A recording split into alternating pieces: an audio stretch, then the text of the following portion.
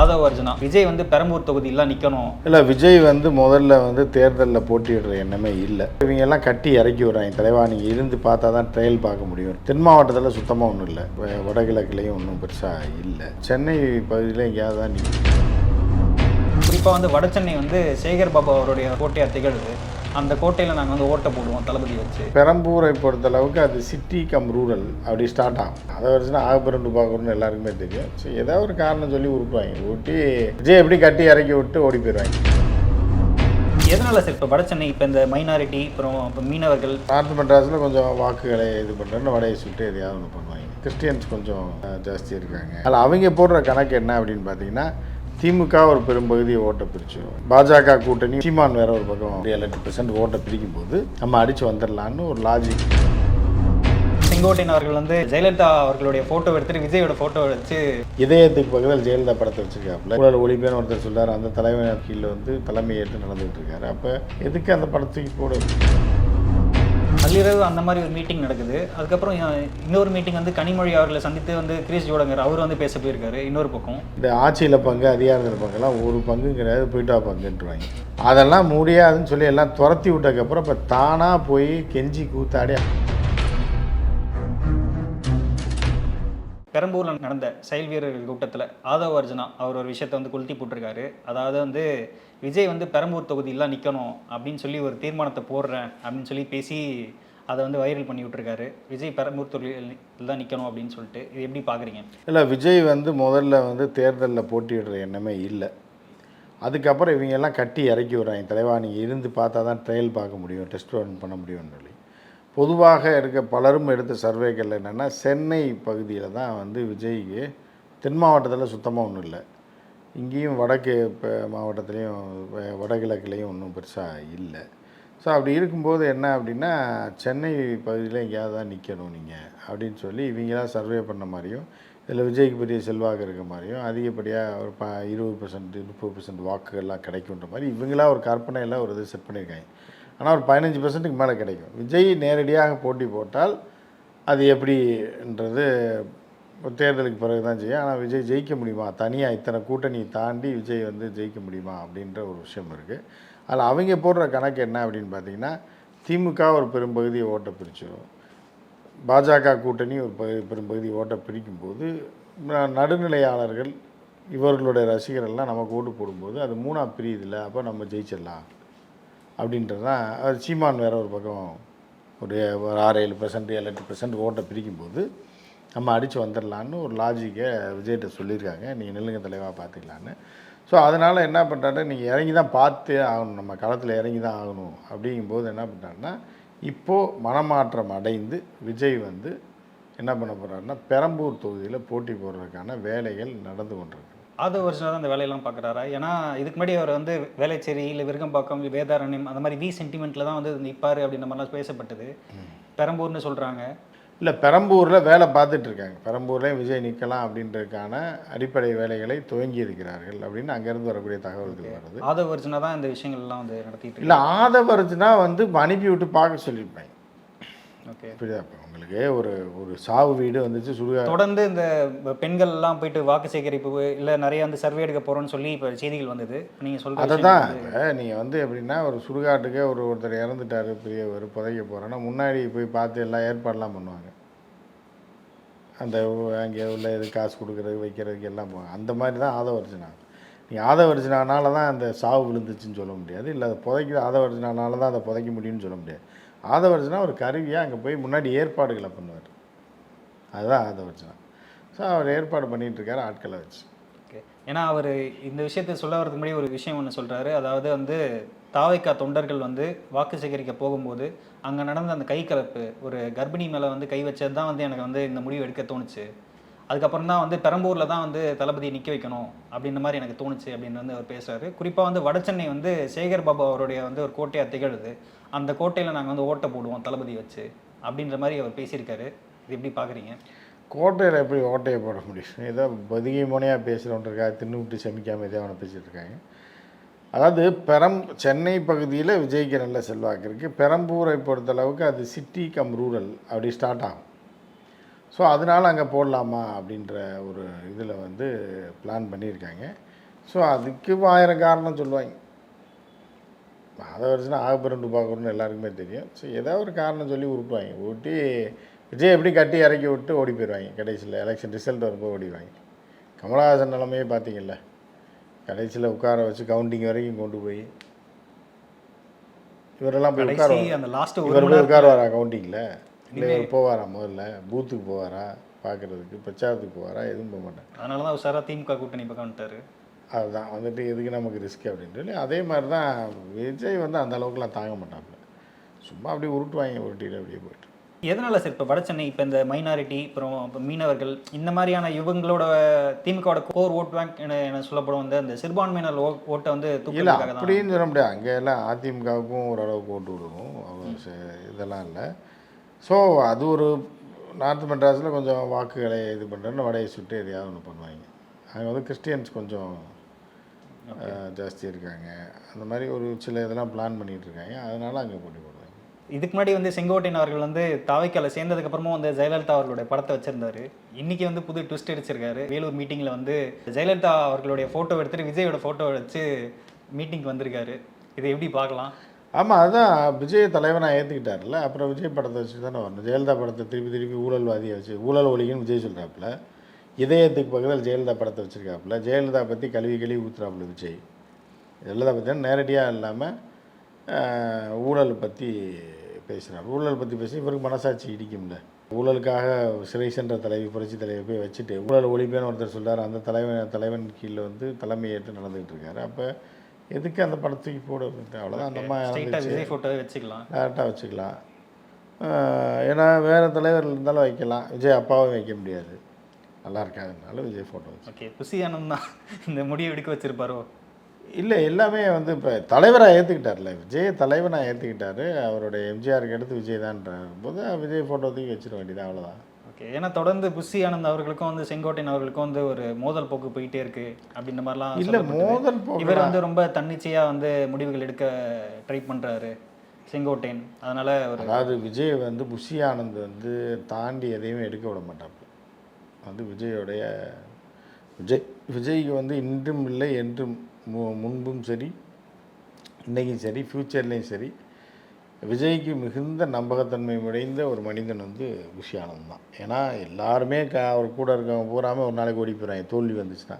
ஆனால் புசி ஆனந்த் தோல்வி வந்தாலும் அவர் கூட தான் இருப்பார். ஏன்னா புசி ஆனந்துக்கு வேறு வழி கிடையாது, எங்கே ஓடுறதுன்னு தெரியாதுன்ற மாதிரி அவர் அங்கேயே இருந்துருவார்.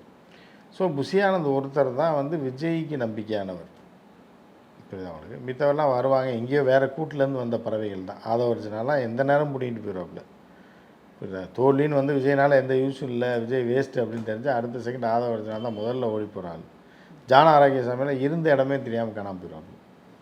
அப்புறம் எல்லாம் பறந்து போயிடுவாங்க. ஆனால் புசி ஆனந்த் கூட இருப்பாப்புல. அது நம்ம இன்றைக்கும் கட்சி அரசியலில் நிறைய மாறுபாடு இருந்தாலும் புசி ஆனந்த் தான் கூட இருப்பாப்புல. அது எந்த மாற்று கருத்து கிடையாது.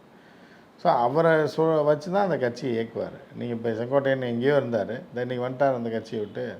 புரட்சியில் விசுவாசமான ஆள், ஃபோட்டோ கூட மாற்ற வச்சுட்டாரு, வந்துட்டார். இப்போ நாளைக்கு நம்ம ஃபோட்டோவே ஏன் மாற்ற மாட்டார்னு என்ன நிச்சயம் உறுதி இருக்குது அப்படின்ட்டு. அதனால் புசி ஆனந்தை வச்சு தான் எல்லாத்தையும். புசி ஆனந்த் தான் கட்சியோட பொதுச் செயலாளர். ஒருத்தர் சேர்ந்துட்டாருன்னு சீனியர்ன்றதுனால அவருக்கு தூக்கி பொதுச் செயலாளர் பதவியோ தலைவர் பதவியோ கொடுத்துட முடியுமா? முடியாது.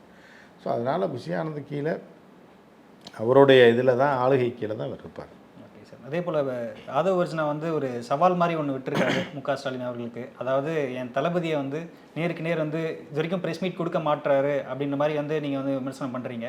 தளபதியை நான் கூட்டிகிட்டு வரேன் 1-to-1 ப்ரெஸ் மீட்டு. ஸ்டாலின் அவர்கள் வந்து எந்த ஒரு பேப்பரும் இல்லாமல் எந்த ஒரு நிர்வாகியும் இல்லாமல் அந்த ப்ரெஸ் மீட் சந்திக்க தயாரா அப்படின்ற மாதிரிலாம் பேசி வச்சுருக்காரு. அதாவது ஒரு படத்தில் என்ன பண்ணாங்கன்னா, ஒரு நாள் மாணவனாக இருந்து பாரியான்னு சொல்லி வெந்நீராடை மூர்த்தியை கூப்பிட்டு பஸ்ஸில் ஏற்றுவாங்க. அதே மாதிரி இப்போ நம்ம ஆதவர்ஜனாவை அப்படி சொல்லலை, பிச்சைக்காரன்னு சொல்லலை. இப்போ கோயிலில் இருக்க பிச்சைக்காரன் வந்து ஒரு ரூபா போடுறீங்கன்னு வைங்க, உடனே என்ன 1 ரூபா போடுறீங்க, என்னைய மாதிரி ஒரு நான் உட்காந்து பிச்சை எடுத்துகிட்டு பார்ப்போம், என் கூட போட்டியா அப்படின்னு கூப்பிட்டானா என்ன இருக்கும்?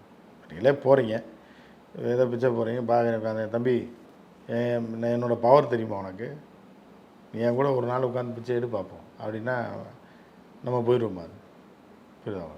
ஸோ அதுக்காக எவன் ரோட்டில் போகிறவன்லாம் வந்து கூப்பிடுவான், நீ வா இப்போ எங்களோட போட்டி போடுன்னா அது எப்படி?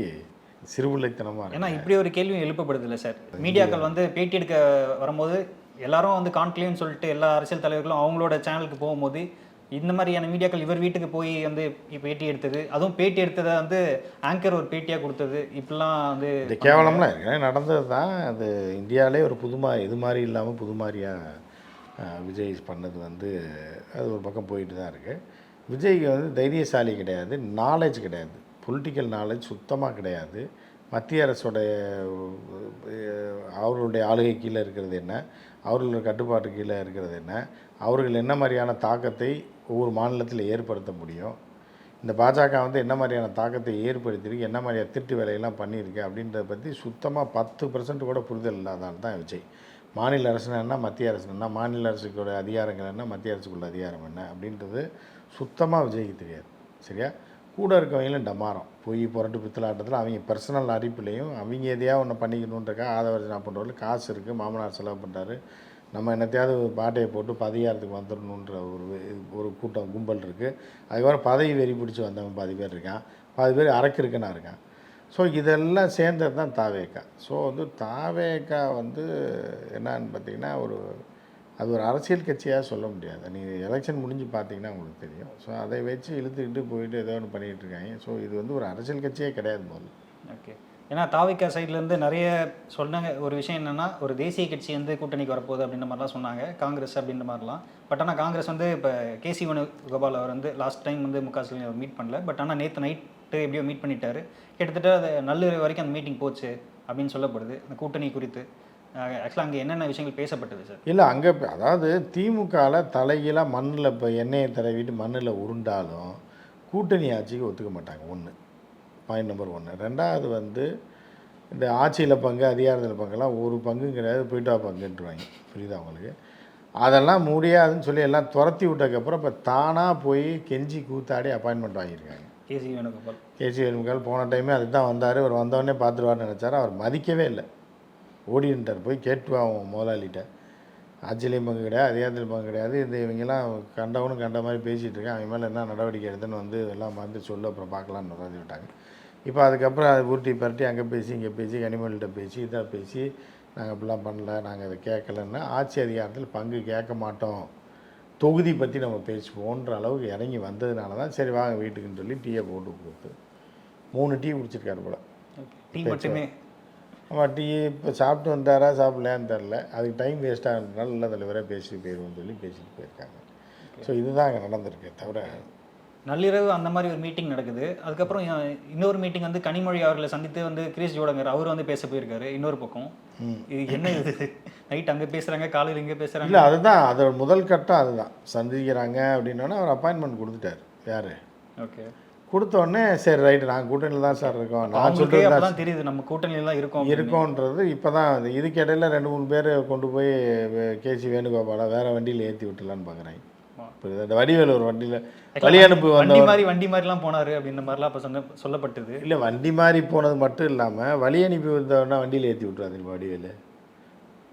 ஏன்னா அடிச்சு பிடிச்சி என்னை ஏற்றுனேன் அப்படின்னா, வண்டி கிளம்ப போது நீ பாட்டுக்கு நின்று வெளியே நின்றுக்கிட்டு இருக்கேன், நான் வழி அனுப்பி விட வந்த வேண்டாம் அப்படின்ற மாதிரி வண்டி ஏற்றுறதுக்கு இந்த அசோக் சக்கரவர்த்தியா அதனால் பிரவீன் சக்கரவர்த்தின்னு ஒரு அரலூஸ் கிடையாது, அவன் பிஜேபியோட ஆள். காங்கிரஸை உள்ளுக்குள்ளேருந்து உடைப்பதற்காக ராகுலோட நெருக்கமாக இருக்கின்ற அவரை வச்சு ராகுலுக்கு செக் வைக்கிறதுக்கு பிரவீன் சக்கரவர்த்தி கட்டாயம் இந்த கட்சியில் இருக்க மாட்டான். கொஞ்சம் நாளில் பார்த்தீங்கன்னா தெரியும். ராகுலை பெரிய ஆப்பு குழியில் தள்ளி விட்டுட்டு ஓடி போயிடுவான். ஸோ அந்த நபரை வச்சு எல்லாம் ஏற்பாடும் பண்ணாங்க. அது நடக்கலை.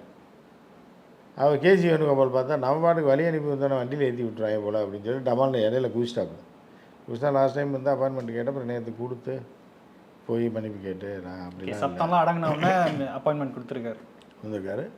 அப்புறம் ஒழுங்காக இருக்க சொல்லுங்கள், இல்லைன்னா இப்போ உங்கள் வேலையை பார்த்தீங்க, நீ விஜயோட போனாலும் சரி, அஜித்தோட போனாலும் சரி, சிவகார்த்திகேயனோட போனாலும் சரி, நீங்கள் ராகுல் வச்சு கேட்டுக்கிட்ட போங்க, இருக்கிறத தொலைச்சிவிட்டு தெருவில் நிற்காதீங்கன்னதுக்கப்புறம் இப்போ போய் நேற்று இறங்கி போய் பேசியிருக்காங்க. ஓகே. 25ஆம் தேதி அஃபிஷியலாக வந்து திமுக கூட்டணியும் காங்கிரஸ் கூட்டணியும் வந்து ஒன்றா சேர்ந்து பேச போகிறாங்க. எவ்வளோ சீட்டு சார் இறுதியாக முடிவாகும்? இல்லை இவங்க ஒரு 50 சீட்டு கேட்பாங்க, 40 சீட்டு வரைக்கும் கேட்பாங்க. அப்புறம் 30 வந்து நிற்பாங்க. திமுக 20 15 ஆரம்பிக்கும். நீங்கள் 16 18 ஜெயிச்சிருக்கீங்க, 16 18 18 ஜெயிச்சிருக்கீங்க, ஒரு இந்த டைம் கொஞ்சம் கம்மியாக வாங்கிக்க, ஃபுல் வெற்றியாக அவங்க தான் இருக்கட்டும், எது ஸ்ட்ராங்காக இருக்கா அது மாத்திரம் அப்படின்னு ஆரம்பிப்பாங்க. இவங்க 40ன்னு ஆரம்பித்து இவர் அந்த வண்டி இப்போ பேரம் பேசி அவர் 8,000 சொல்றாரு, ஒரு 4,000 சொல்கிறாருன்னா 5,000 ரூபாய்க்கு முடிச்சுடுவாங்க. அந்த மாதிரி ஒரு இடத்துல வந்து முடியும். 25 + 2 3 ஓகே அதிகபட்சம். ஓகே. அதே போல் வந்து அந்த ராஜ்யசபா மேலேயும் வந்து காங்கிரஸ் குறி வச்சிருக்காங்க அப்படின்னு சொல்லப்படுது. பிரேமலதா அவங்களுக்கு கொடுத்துருக்கீங்க, ஏன் எங்களுக்கு தர மாட்டீங்களா அப்படின்ற இல்லை, மாதிரி. அடுத்த 2 வருஷம் கழித்து தருவாங்க. இப்போ எவ்வளோ அது இப்போ அவங்க ஒரு கணக்கு போட்டுருவாங்க, எவ்வளோ ஜெயிக்கிறோன்னு பார்த்துட்டு எக்ஸ்ட்ரா சீட்டு வேஸ்ட்டாக போகுதுல்ல, அதை கூட்டி கழித்து போட்டு, சப்போஸ் பிரேமலதா ஒரு 3-4 இடத்துல ஜெயிக்கிறாங்கன்னு வைங்க, இப்போ காங்கிரஸ் ஒரு 15-16 இடத்துல ஜெயிக்குது, அப்போ 20 ஆச்சா, ரைட்டா? 10 குறைக்கு மீதி இருக்கிறது திமுக அந்த கூட்டணி கட்சியில் எல்லாத்தையும் ஓட்டு போட சொல்லுவாங்க. சரி, இவங்களுக்கு ஒரு சீட்டு கொடுத்துடலான்னு. அந்த மாதிரி கூட்டி விலைக்கு வந்தால் ஒரு சீட்டு கொடுப்பாங்க. பல்வேறு விஷயங்கள் பகிர்ந்தமைக்கு நன்றி சார்.